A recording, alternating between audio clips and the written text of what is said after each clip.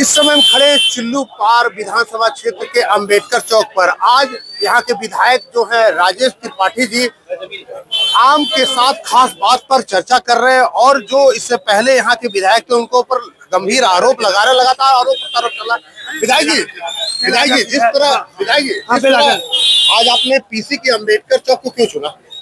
बाबा साहब अंबेडकर ने संविधान लिखा, संविधान में वो सारी हम लोग को जो भी करना है लोकतांत्रिक तरीके से करना है। इन्होंने ये बताया कि लोकतंत्र को कैसे, तो संविधान भी हमारे जो पहला संविधान है वो संविधान के सामने बाबा साहब अंबेडकर और संविधान की छत्रछाया में हमने किया है कि हम जो भी करेंगे लोकतांत्रिक तरीके से करेंगे, गुंडई अपराधी तत्व की तरह से काम या बात नहीं करेंगे। नहीं, आज प्रेस कॉन्फ्रेंस कर खुलासा कर रहे थे विनय शंकर तिवारी के ऊपर आरोप लगाए लोग भूमाफिया जमीन, तो क्या आपने 168 एकड़ मैंने साक्ष्य मीडिया को भी दिया है, आपको भी दे रहा हूँ, अध्ययन करिए, पता लग जाए। अच्छा, आप यहाँ के विधायक हैं, अपने शीर्ष नेतृत्व से कभी इस सब बातों पर किया? बिल्कुल करता रहता हूँ, लेकिन एक संवैधानिक संस्था जांच कर रही है, जब गवर्नर जांच करा रहे हैं तो बाकी से बीच पीएमओ जांच करा रहा है, तो जब पीएमओ और गवर्नर जांच करा रहे हैं बीच में अभी कहानी तो ऑलरेडी चली रही है। अच्छा, आपने एक आरोप लगाया कि मेरे पास 12 बीघा खेत है, इनके पास सैकड़ों नहीं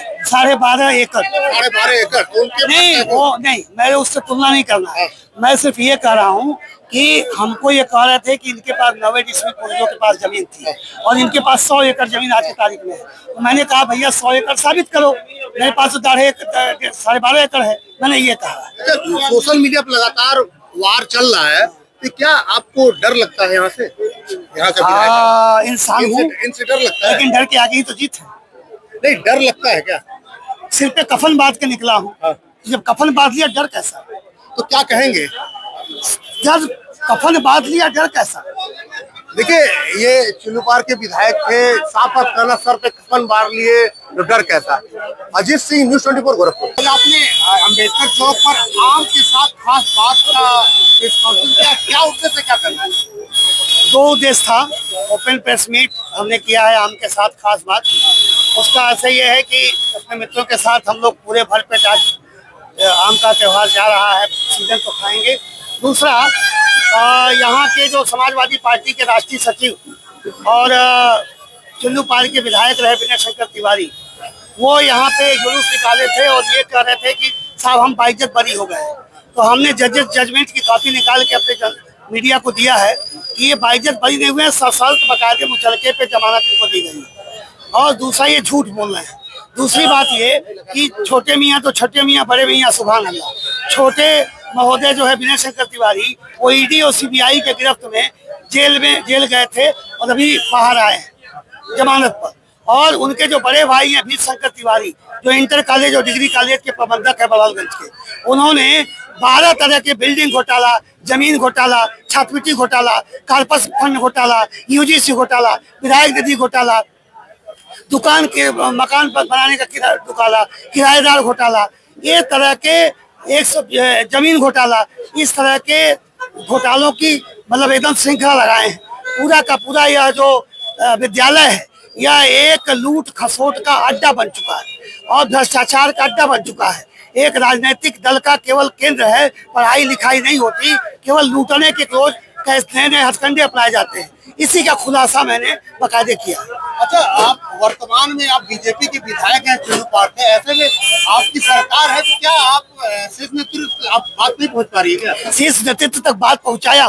देखिए, वो लोग माफिया फैमिलीज के लोग रहे हैं, यह लोग जो है दबंग लोग रहे हैं, बाहुबली लोग रहे हैं। इनके हर दलों में, राजनीतिक दलों में, हर सरकारों में इनकी कभी पैठ रहा करती थी, उसका असर पड़ता है। आदमी चोरी भी करता है तो बचाने के हर उपाय करता है। मैंने प्रधानमंत्री पीएमओ कार्यालय को पत्र लिखा और मैंने गवर्नर को पत्र लिखा, तभी जाकर के ये सारे घोटाले का पर्दाफाश हुआ। अभी क्या लगता है, जिस तरह लगातार इनका रैली निकल रही है, लगातार जिस तरह ईडी की कार्रवाई के बाद और जेल से छूटने के बाद जिस तरह सम्मान स्वागत आपके ऊपर लगातार आरोप लगा रहे, यही तो मैं कहना चाह रहा हूँ कि आप कोई कारगिल का युद्ध जीत करके, आप कोई संत सेवा करके, समाज सेवा करके नहीं आए हैं।